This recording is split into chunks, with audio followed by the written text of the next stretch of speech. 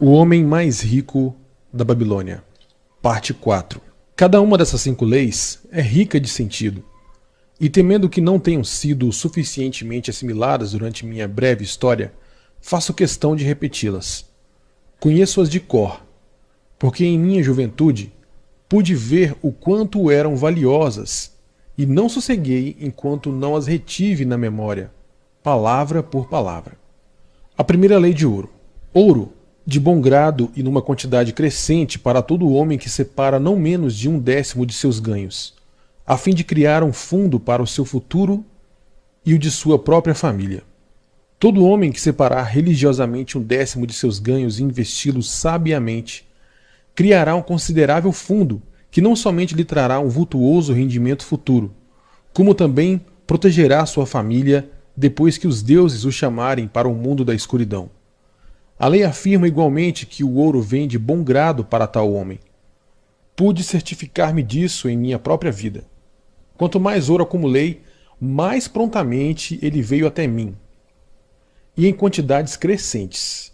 As moedas de ouro que economizei ganham ainda mais moedas, como acontecerá com vocês mesmos, e seus lucros continuam ganhando. Esse é o resultado da primeira lei. A segunda lei de ouro. O ouro trabalha diligente e satisfatoriamente para o homem prudente, que, possuindo-o, encontra para ele um emprego lucrativo, multiplicando-o como os flocos de algodão no campo. O ouro realmente é um trabalhador bem disposto. Está sempre ávido por multiplicar-se quando a ocasião se apresenta. Para o homem que conserva separada uma determinada quantidade de ouro, sempre surgem oportunidades para um empreendimento lucrativo. À medida que os anos passam, ele se multiplica das maneiras mais surpreendentes. A terceira lei de ouro. O ouro busca a proteção do proprietário cauteloso, que o investe de acordo com os conselhos de homens sábios em seu manuseio. O ouro realmente busca a proteção do proprietário cauteloso e aborrece a companhia do insensato. O homem que procura um conselho dos mais sábios no manuseio do dinheiro aprende cedo a não pôr em risco o seu tesouro, mas preservá-lo em segurança e gozar com satisfação seu crescimento. A quarta lei de ouro. O ouro foge do homem que o emprega em negócios ou propósitos com os quais não está familiarizado, ou que não contam com a aprovação daqueles que sabem poupá-lo. O homem que tem moedas de ouro, mas não é hábil em seu manuseio, depara-se muitas vezes com situações aparentemente lucrativas. São a miúde prens de perigo de perda, e quando bem examinados por homens sábios, revelam pequenas possibilidades de lucros. Por isso, o inexperiente que possui ouro confia em seu próprio juízo e investe seu capital em negócios ou propósitos com os quais não se acha familiarizado. Comete muitos erros e paga com seu tesouro pela falta de tarimba. Sábio, aliás, é aquele que investe o seu dinheiro de acordo com o conselho dos homens acostumados a lidar com finanças. A quinta lei. O ouro escapa ao homem que o força a ganhos impossíveis, ou que dá ouvidos aos conselhos enganosos de trapaceiros e fraudadores, ou que confia em sua própria inexperiência e desejos românticos na hora de investi-lo. Propostas fantasiosas que impressionam com as histórias de aventuras sempre ocorrem ao novo proprietário de ouro. Elas surgem para adotar seu tesouro com poderes mágicos que o capacitarão a fazer ganhos impossíveis. Observem, porém, os homens sábios, pois eles conhecem verdadeiramente os riscos que se ocultam por trás de todos os planos para fazer grande riqueza rapidamente. Não se esqueçam dos homens ricos de Nínive, que não admitiam qualquer coisa que pusesse em risco o principal ou não trouxesse em si mesma a certeza de lucro. Aqui termina minha história sobre os 5 leis de ouro. Ao contá-la, espero ter passado para vocês os segredos de meus próprios sucessos. Não há realmente segredos, mas verdades que todo homem deve primeiro aprender e então seguir quem deseja sair da multidão, a qual, como aqueles cães distantes, tem de se preocupar todos os dias com a alimentação. Amanhã entraremos na Babilônia. Olhem, Veja um fogo perene que arde acima do templo de Bel. Já estamos perto da cidade de ouro. Amanhã vocês terão dinheiro. O dinheiro a que têm direito pelos seus serviços tão lealmente prestados. 10 anos depois dessa noite, o que terão a contar sobre esse dinheiro? Se houver entre vocês quem, como Nomazir, venha a usar uma parte de seu dinheiro para tentar conseguir por si mesmo uma posição social, e a partir daí deixar-se guiar pela sabedoria de Arcade, se depois de 10 anos a contar de agora for um apostador seguro como o filho de Arcade, esse alguém será então rico e respeitado entre os homens. Nossas ações sensatas acompanham-nos através da vida, para nos dar prazer e ajudar-nos. Do mesmo modo, nossas ações insensatas nos seguem para nos causar prejuízo e atormentar-nos. Ai de mim, elas não podem ser esquecidas. Na primeira fila dos dissabores que nos perseguem estão as recordações das coisas que devíamos ter feito, das oportunidades que vieram até nós apenas para testemunhar nosso pouco caso. Ricos são os tesouros da Babilônia, tão ricos que nenhum homem seria capaz de estimar seu valor em moedas de ouro. A cada ano tornam-se mais ricos e mais valiosos.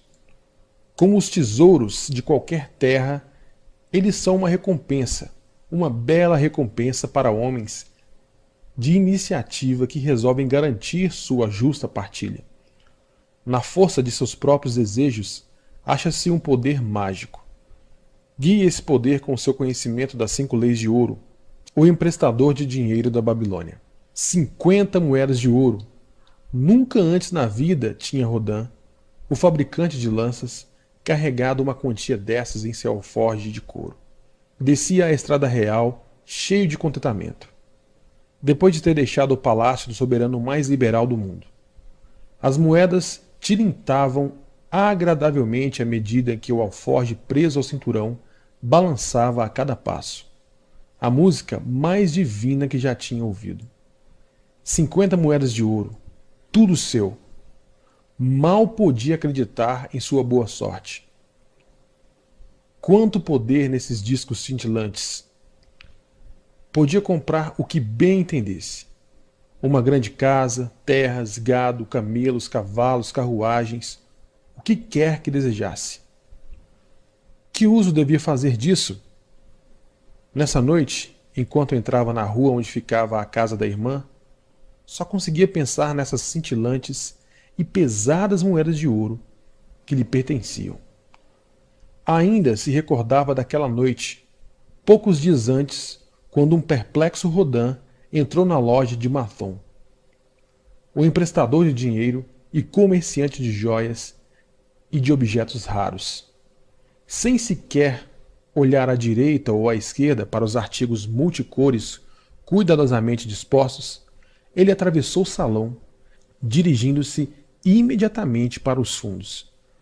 Ali encontrou o amável Mathon, refestelado sobre um tapete, enquanto um escravo negro servia-lhe finas iguarias. Venho em busca de seus conselhos, pois me encontro desorientado. Rodan mantinha-se impassível, de pé, o peito cabeludo aparecendo pela abertura do casaco de couro. O rosto fino e descorado de Mathon sorriu, esboçando uma amável saudação. Que imprudências andou cometendo para que se viesse obrigado a procurar um emprestador de dinheiro? Deu azar em alguma mesa de jogo? Ou se deixou enredar nas malhas de alguma dama elegante? Conheço-o há muitos anos e não me lembro de já ter sido procurado por você para tirá-lo de uma enrascada. Não se trata disso. Não estou precisando de dinheiro. Estou, ao contrário, à procura de um conselho sensato. Mas ouçam isso. O que está dizendo? Ninguém recorre ao emprestador de dinheiro para aconselhar-se. Meus ouvidos devem estar me pregando uma peça. Pois é isso mesmo. Como pode, Rodan? O fabricante de lanças demonstra mais astúcia do que todos os outros, pois vem à presença de Mathon, não em busca de ouro, mas de conselho. Muitos homens me procuram a fim de que lhes consiga dinheiro suficiente para pagar por suas loucuras, mas até onde sei, ninguém ainda veio até aqui atrás de um conselho. Contudo, quem realmente pode ser mais hábil nesses assuntos que o emprestador de dinheiro, a quem geralmente se pede socorro nos momentos críticos? Você comerá comigo, Rodan, continuou ele. Será meu convidado essa noite. Ando, ordenou ao escravo negro. Estenda um tapete para o meu amigo Rodan, o fabricante de lanças, que veio me pedir um conselho. Ele será meu honrado conviva. Traga-lhe bastante comida e reserve-lhe a maior taça da casa. Escolha o melhor vinho, que ele bem o merece. Agora me diga, quais são os seus problemas? Trata-se de um presente do rei. Um presente do rei? O rei o presenteou com algo que acabou se transformando num problema para você? Que tipo de presente?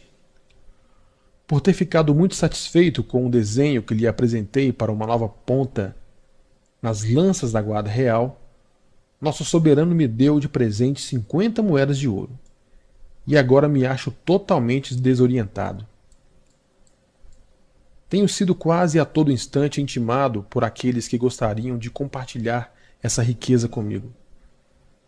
E natural, os homens sempre querem mais ouro do que têm e gostariam de ver aquele que o ganha facilmente dividi-lo com eles. Mas você não pode dizer não? Sua vontade não é tão forte quanto seu punho?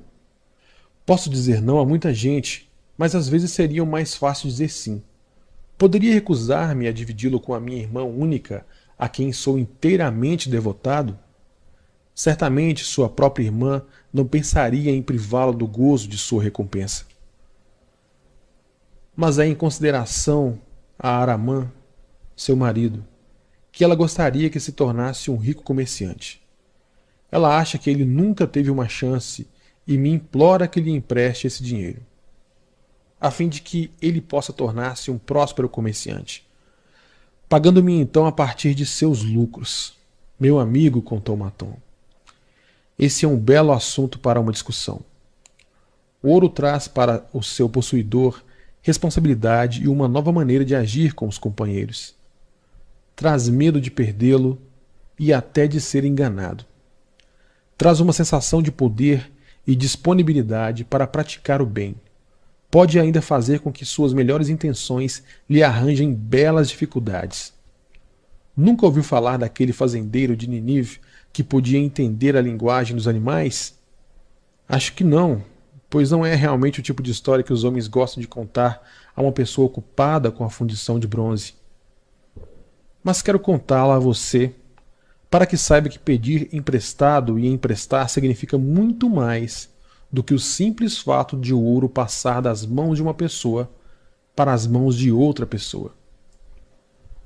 Esse fazendeiro, que podia entender a conversa que os animais mantinham entre si, demorava-se toda a noite no quintal da fazenda justamente para ouvir o que eles diziam. Uma noite, ele ouviu o cavalo queixando-se ao asno dos rigores da sua sorte. Trabalho puxando o arado de manhã até a noite.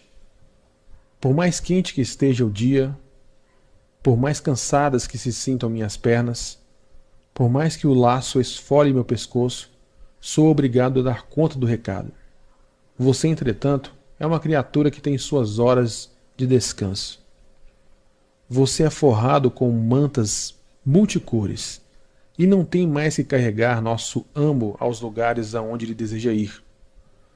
Quando o homem não sai, você fica descansado e comendo a grama verde durante todo o dia. O asno, apesar de seus famosos coices, era um bom companheiro e simpatizava com o cavalo.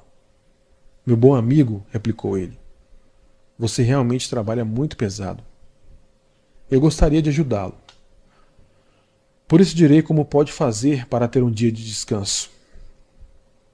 Pela manhã, quando o escravo vier para amarrá-lo ao arado, deite-se no chão e solte os maiores gemidos que puder, para que ele diga que você encontra-se doente e não tem condições de trabalhar. Assim fez o cavalo. E no outro dia o escravo saiu à cata do amo para comunicar-lhe que o cavalo estava doente e não podia ser amarrado ou arado. Então disse o fazendeiro: use o asno para fazer o serviço.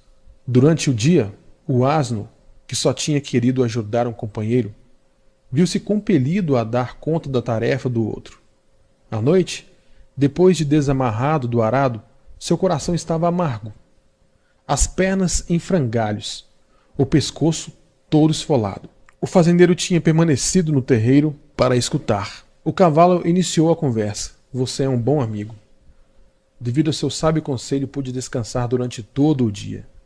Enquanto eu, reclamou o asno, sou como toda essa gente de bom coração, que começa por ajudar um amigo e acaba sendo obrigado a fazer as tarefas dele.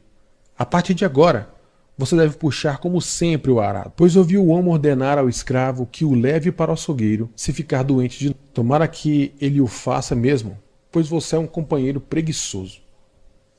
A partir de então, não se falaram mais. Aquele episódio tendo acabado com a amizade dos dois. Saberia me dizer a moral dessa história, Rodin? É uma boa história, respondeu Rodin. Mas não percebo que moral pode haver.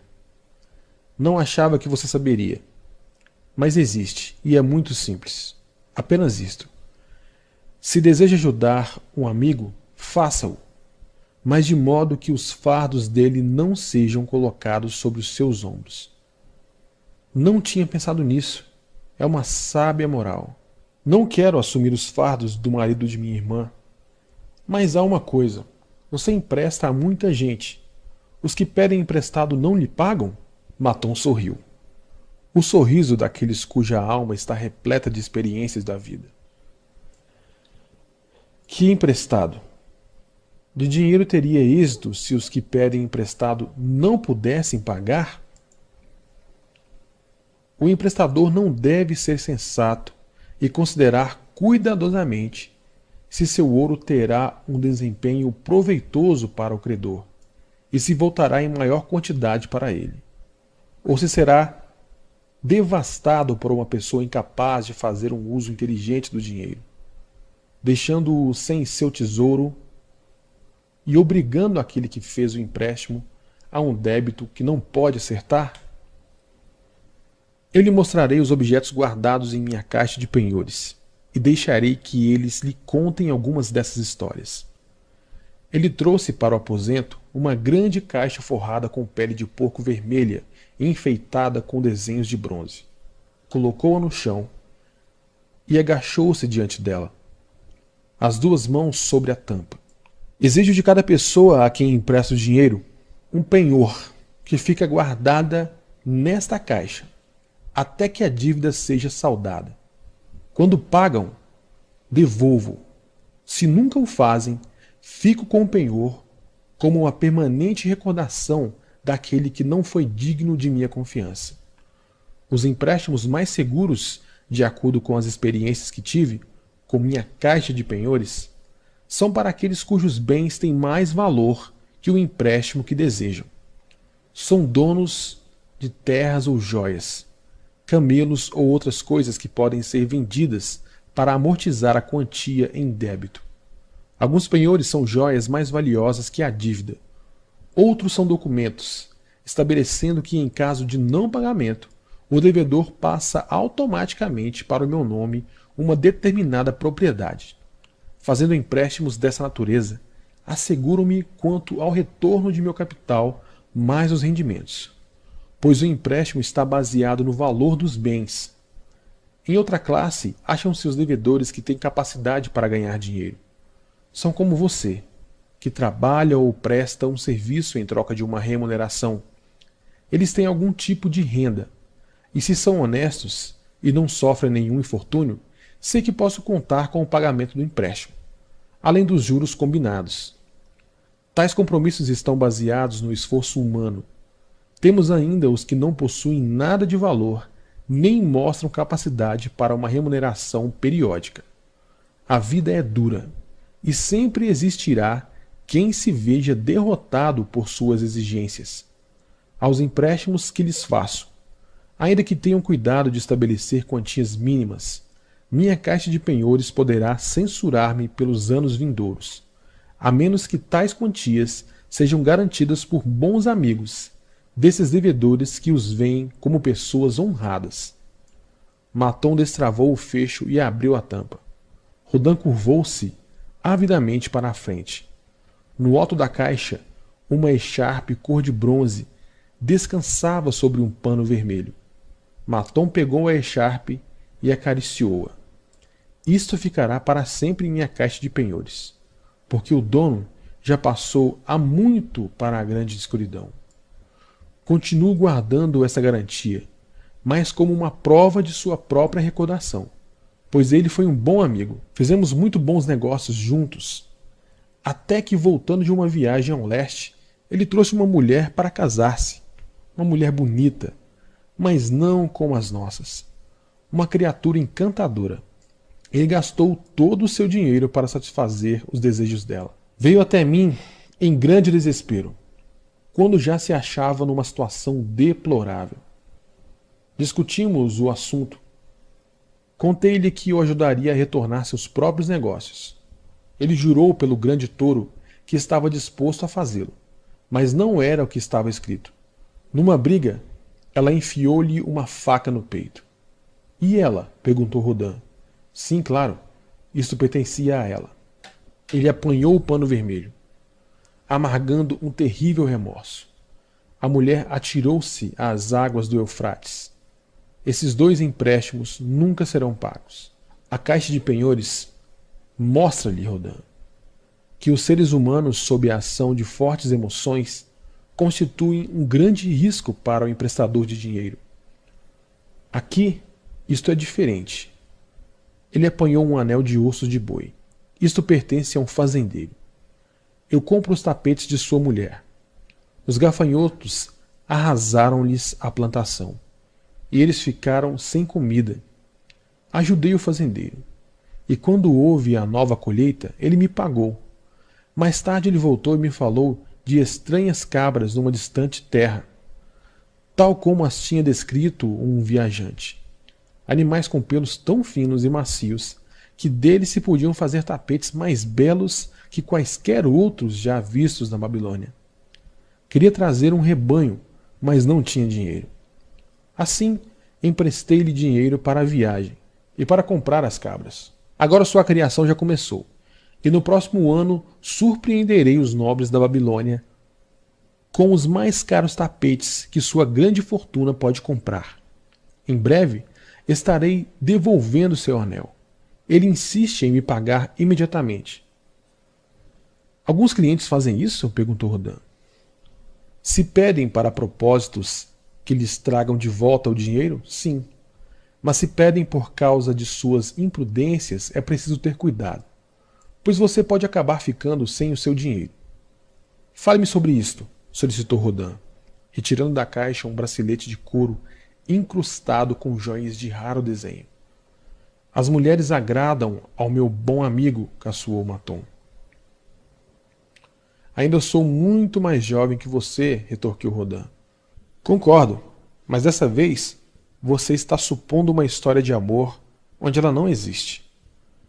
A dona deste penhor é gorda, enrugada e tagarela o tempo todo, quase me levando à loucura. Houve um tempo em que ela e o marido tinham dinheiro e eram bons clientes, mas as coisas começaram a dar errado para o lado deles. Ela tem um filho a quem gostaria de tornar um comerciante. Assim me procurou e pediu-me dinheiro emprestado para que o filho pudesse entrar como sócio do líder de uma caravana que viajava com seus camelos, negociando numa determinada cidade o que compravam em outra. Esse homem revelou-se um tratante, pois deixou o pobre do rapaz perdido numa cidade longínqua, sem dinheiro nem amigos, dando-o fora enquanto ele dormia. Talvez ele me pague quando for adulto. Até lá, não tenho rendimento algum sobre o empréstimo. Só muita conversa. Mas devo admitir que as joias valem mais do que a dívida. Ele pediu seu conselho quanto à sensatez do empréstimo? Muito pelo contrário. Ela mesma imaginou o filho como um rico e poderoso homem da Babilônia. Sugerir outra coisa teria deixado a mulher enfurecida. Tentei com habilidade dissuadi-la. Eu sabia dos riscos que esse jovem inexperiente estava correndo, mas como ela estava oferecendo um penhor, não pude recusar.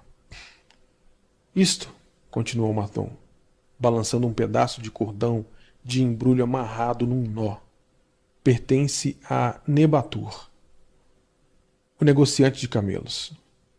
Quando ele compra um rebanho cujo valor ultrapassa suas reservas, ele me traz este nó, e eu lhe empresto de acordo com as suas necessidades. É um sábio negociante. Tenho confiança em seu bom tirocínio, e posso emprestar-lhe livremente. Muitos outros comerciantes da Babilônia gozam de credibilidade junto a mim por causa do comportamento correto que costumam ter. Seus penhores entram e saem frequentemente da minha caixa. Bons comerciantes são uma vantagem para a nossa cidade. Isso permite que os ajude a manter os negócios que tornam a Babilônia tão próspera. Maton apanhou um besouro feito de turquesa e atirou-o desdenhosamente ao chão. Um escaravelho do Egito. O dono dele não está preocupado com o que eu recebo de volta ao meu dinheiro. Quando o cobro, ele me responde: como posso pagar se o destino me persegue? Você já tem muito. O que posso fazer? O penhor pertence, na verdade, a seu pai, um homem de valor, de parcos recursos, que teve de hipotecar terras e gado para sustentar os empreendimentos do filho. O jovem conseguiu algum sucesso no início e logo ficou empolgado com a perspectiva de obter uma grande fortuna. Era ainda imaturo e suas empresas foram à bancarrota. A juventude é ambiciosa. Ela gostaria de encontrar atalhos para a riqueza e as boas coisas que esta propicia, para conseguir ficar rapidamente rico.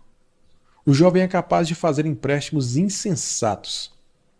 Como ainda não reuniu um bom número de experiências, não percebe que uma dívida desesperada é como o poço profundo, aonde se pode descer muito depressa, e ali ficar, por muitos dias, lutando em vão para sair. É um poço de lamentações e remorsos, aonde não chega a luz do sol e a noite não traz um sono reparador. Mas não costumo tirar a força daqueles que pedem dinheiro emprestado. Encorajo-os na verdade. Recomendo-os sempre, desde que seja para um bom propósito. Eu mesmo fiz meu primeiro negócio bem-sucedido com dinheiro emprestado. Todavia, o que pode fazer o emprestador de dinheiro num caso como esse?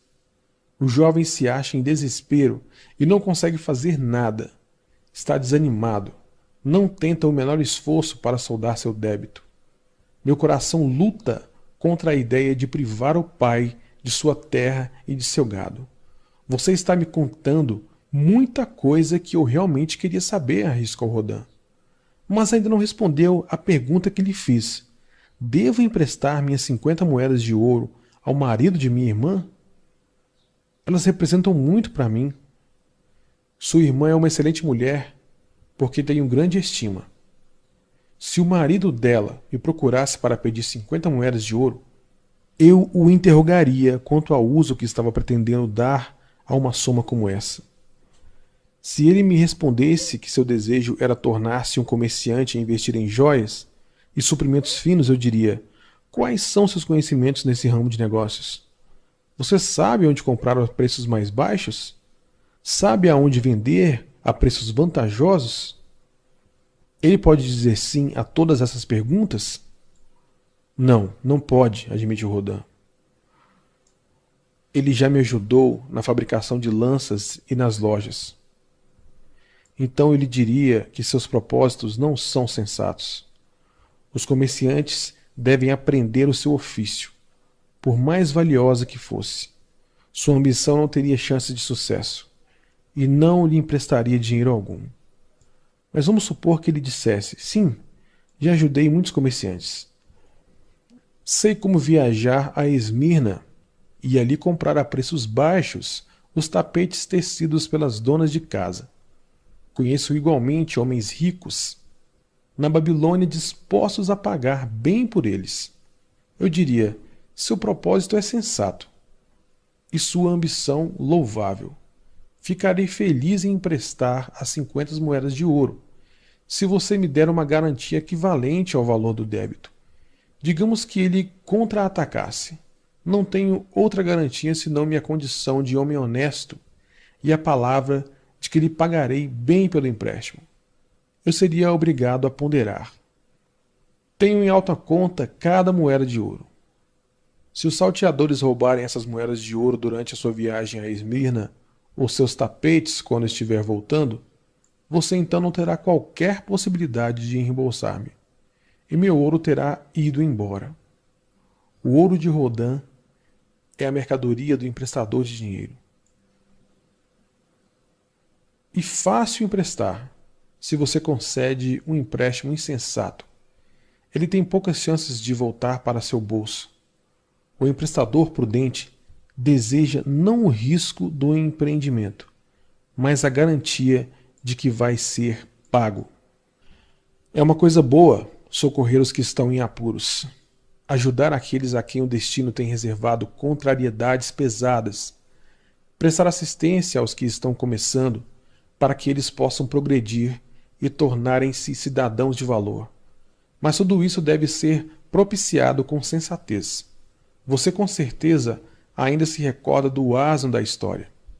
Em nosso desejo de ser úteis, podemos correr o risco de carregar os fardos que pertencem a outrem. Novamente, me desviei de sua pergunta, Rodin. Mas ouça minha resposta. Guarde consigo suas 50 moedas de ouro. Aquilo que você ganha com seu trabalho e aquilo que lhe dão como uma recompensa pertencem a você. E ninguém tem o direito de compartilhá-los a menos que você mesmo tenha essa intenção. Se quiser emprestar seu dinheiro a fim de aumentar sua fortuna, faça-o com cautela e diversificando os clientes. Não gosto de dinheiro parado, mas menos ainda de dinheiro mal emprestado. Há quantos anos trabalha como fabricante de lanças? 3 anos completos. Quanto guardou sem contar o presente do rei? 3 moedas de ouro. Em cada ano trabalhado, você deixou de adquirir boas coisas para economizar de seus vencimentos 1 moeda de ouro? É como está dizendo. Então poderia economizar em 50 anos de trabalho 50 moedas de ouro por sua abnegação? Seria realmente uma vida inteira de trabalho. Acha que sua irmã desejaria acabar com as economias de 50 anos de trabalho para que seu marido possa fazer uma tentativa na profissão de comerciante? Bem, nos termos que você está usando, não. Então vá até ela e diga-lhe: trabalhei todos os dias, exceto os de descanso, durante 3 anos, da manhã à noite, e recusando a mim mesmo muitas coisas que meu coração desejava. Minhas economias em cada ano de trabalho e renúncia não passam de 1 moeda de ouro. Você é minha irmã favorita. E eu gostaria que seu marido encontrasse algo que lhe trouxesse bastante prosperidade. Se ele submeter a mim um projeto que pareça sensato e cabível a meu amigo Maton, então lhe emprestarei de bom grado minhas economias de 1 ano inteiro, para que ele possa ter uma oportunidade de provar que tem condições de ser bem-sucedido. Faça isso. E se ele tiver dentro de si a alma dos exitosos nos negócios, não encontrará dificuldade em prová-lo.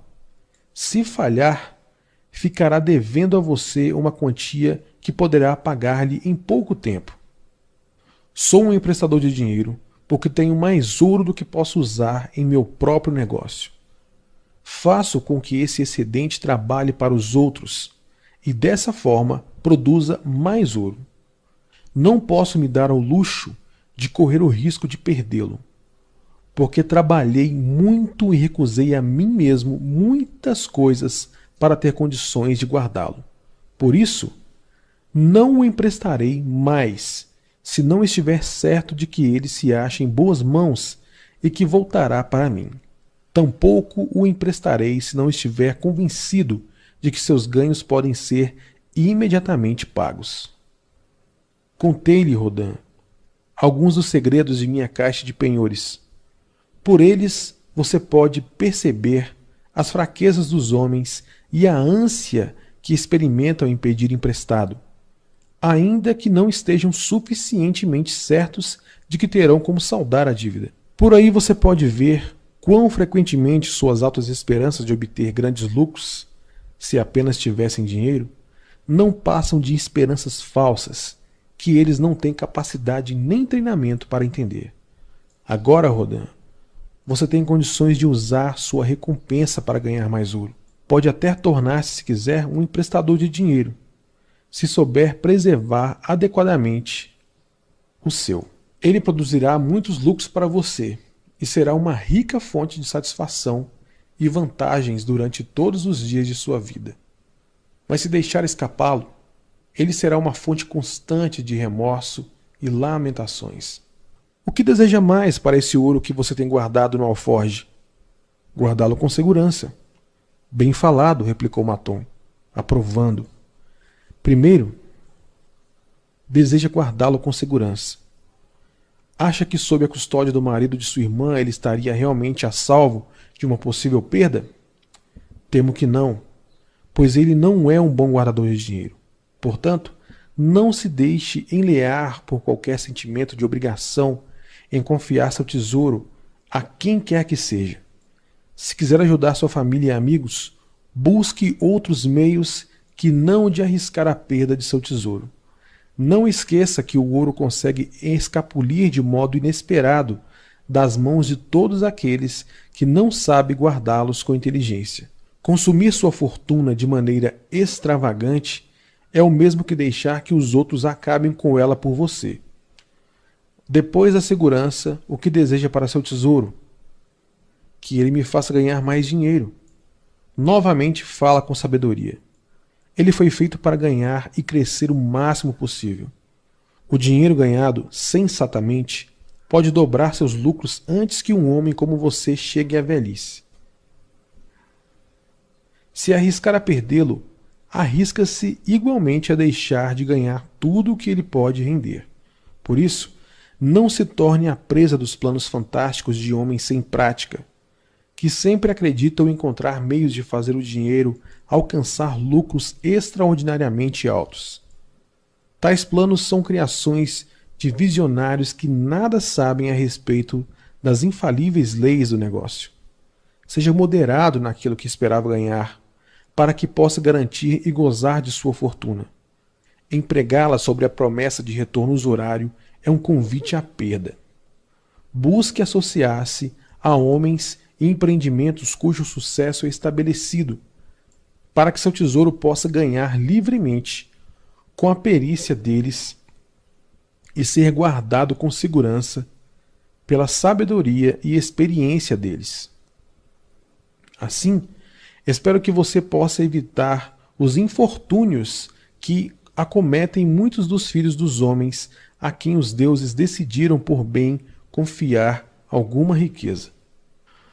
Quando Rodin quis agradecer-lhe por seus sábios conselhos, Maton fez que não ouvira, mas ainda disse: o presente do rei lhe propiciará muita sabedoria. Se resolver guardar os 50 moedas de ouro, você precisará ser realmente cauteloso. Muitos usos o tentarão. Ouvirá muitos conselhos, numerosas oportunidades de fazer grandes lucros serão oferecidas a você. As histórias de minha caixa de penhores devem lembrá-lo de verificar bem as possibilidades de retorno antes de deixar que uma única moeda de ouro saia do seu bolso. Quando precisar de mais conselhos, venha me procurar. Eles são dados de graça. Antes de retirar-se, leia o que escrevi embaixo da tampa de minha caixa de penhores. Isso se aplica tanto a quem pede quanto a quem empresta dinheiro. É melhor uma pequena cautela do que um grande remorso. As muralhas da Babilônia. Banzar, um velho e terrível guerreiro, montava guarda na passagem que conduzia ao topo das antigas muralhas da Babilônia. Mais para cima, valentes defensores lutavam para preservá-las. Dessas muralhas dependia a existência da imensa cidade com suas centenas de milhares de cidadãos. Por cima das muralhas chegavam o rugido dos exércitos que atacavam, o berro de muitos homens, o tropel de milhares de cavalos, o ensurdecedor barulho dos arietes golpeando os portões de bronze. Do lado de dentro, postara-se uma coluna de lanceiros para impedir a invasão dos inimigos, caso os portões cedessem. Eram poucos para a difícil tarefa. O grosso do exército babilônico tinha partido com o rei para o leste, numa grande expedição contra os elamitas. Como não se tivesse previsto nenhum ataque à cidade na ausência do soberano, as unidades destinadas à defesa eram escassas. Inesperadamente, vindo do norte, descia na direção das muralhas as poderosas forças dos assírios. E agora as muralhas precisavam ser protegidas, ou a Babilônia estaria condenada. Em torno de Banzar acotovelava-se grande número de cidadãos, pálidos e aterrorizados, que tinham vindo em busca de notícias da batalha. Com muda estupefação, eles divisavam a corrente de feridos e mortos sendo conduzidos ou carregados para a passagem. Aqui se achava o ponto crucial do ataque. Depois de 3 dias cercando a cidade, o inimigo repentinamente concentrara sua grande força contra a seção e sua porta. Do alto da muralha, os defensores da cidade rechaçavam as plataformas que se erguiam e as escadas de mão dos atacantes com flechas. Óleo fervente, e se algum dos inimigos alcançavam o topo com lanças. Contra os defensores, milhares de arqueiros assírios despejavam uma barragem de flecha mortífera. O velho Banzar estava numa posição vantajosa para obter notícias. Achava-se próximo ao conflito e era o primeiro a ouvir os mais recentes reveses dos frenéticos atacantes. Um comerciante idoso cercou-o, tentando alcançá-lo com as mãos trêmulas. "Diga-me, o que está acontecendo? Diga-me, por favor", suplicou. "Eles não podem entrar. Meus filhos encontram-se com um bom rei. Não há ninguém para proteger minha velha esposa. Meus bens, eles irão pilhar tudo. Meus alimentos, eles não deixarão nada. Nós somos velhos, muito velhos, para defender a nós mesmos, muito velhos para nos tornarmos escravos. Passaremos fome, morreremos. Diga-me que eles não podem entrar." "Procure ficar calmo, bom comerciante", respondeu o guarda. "As muralhas da Babilônia são fortes. Volte para casa e diga à sua mulher que as muralhas protegerão vocês e seus bens de modo tão seguro quanto protegem os ricos tesouros do rei. Fique perto das muralhas para que as flechas inimigas não o alcancem." Uma mulher com uma criança no colo tomou o lugar do velho comerciante quando esse se retirou. "Soldado, o que pode ver daí do alto? Conte-me a verdade, para que eu possa tranquilizar meu pobre marido. Ele está de cama, com febre, devido aos terríveis ferimentos que recebeu. Mas insiste em conservar a armadura e a lança para proteger-me, pois estou esperando um filho. Ele diz que o desejo de vingança de nossos inimigos será terrível se eles conseguirem vencer a muralha. Pois se alegre o seu coração, você, que já é mãe e que voltará a sê-lo. As muralhas da Babilônia protegerão vocês e suas crianças. Elas são altas e fortes. Não está ouvindo os gritos de nossos valentes defensores quando esvaziam os caldeirões de óleo fervente sobre os escaladores? Sim, estou ouvindo, mas ouço igualmente o troar dos arietes que forçam nossos portões. Volte para junto de seu marido. Diga-lhe que os portões são fortes e resistirão aos arietes. Diga-lhe também que os inimigos estão escalando sim as muralhas, mas para receberem o golpe certeiro das lanças.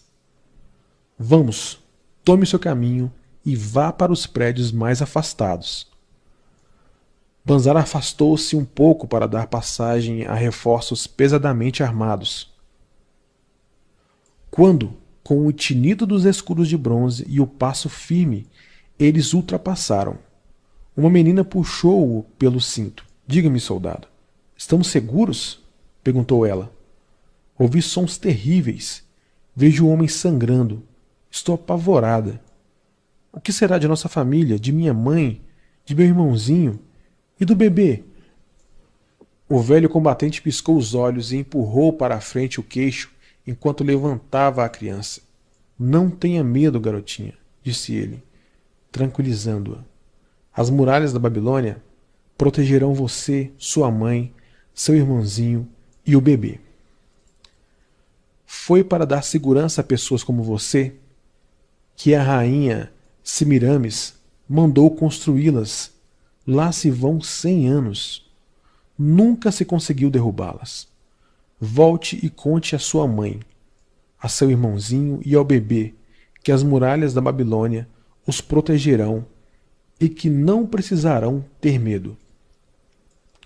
Dia após dia, Banzar permaneceu em seu posto, observando os reforços marcharem em fila pela passagem, ali ficarem e resistirem, até que feridos ou mortos desciam mais uma vez.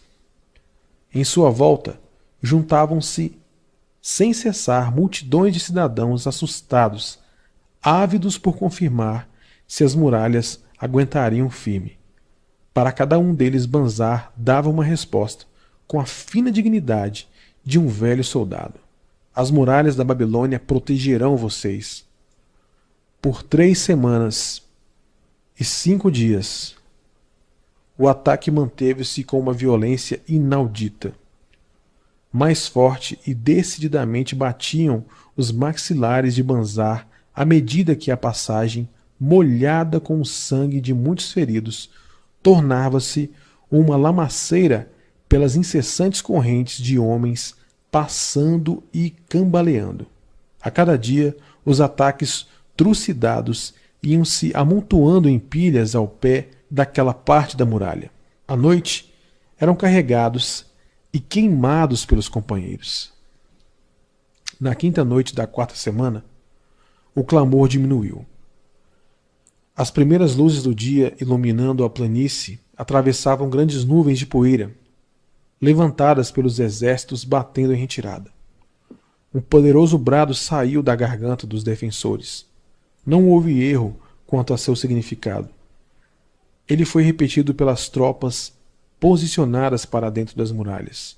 Ecoou pelas ruas entre os cidadãos, espalhou-se pela cidade, com a violência de uma tempestade. O povo foi para as ruas, tomadas por turbas incontroláveis. O medo, enclausurado por semanas, encontrou uma saída no selvagem coro de alegria. Do cume da alta torre do templo de Bel, arderam por muitos tempos as chamas da vitória. Através do céu se expandiram colunas de fumaça, azul para levar o mais longe possível aquela grata mensagem. As muralhas da Babilônia tinham mais uma vez repelido um cruel e poderoso inimigo disposto a saquear seus ricos tesouros e a violentar e escravizar seus cidadãos. Babilônia manteve-se viva século após século, porque foi inteiramente protegida. Não podia ter sido de outro modo. As muralhas da Babilônia foram um extraordinário exemplo do desejo e da necessidade humana por proteção. Esse desejo é inerente à raça humana. Ele é tão forte hoje como outrora. Mas nós desenvolvemos planos mais amplos e melhores para realizar o mesmo objetivo. Em nossos dias, atrás das muralhas dos seguros, contas de poupança e investimentos confiáveis, podemos nos resguardar contra tragédias inesperadas que podem entrar em qualquer porta e ficar diante de qualquer lareira. Não temos condições de ficar sem uma proteção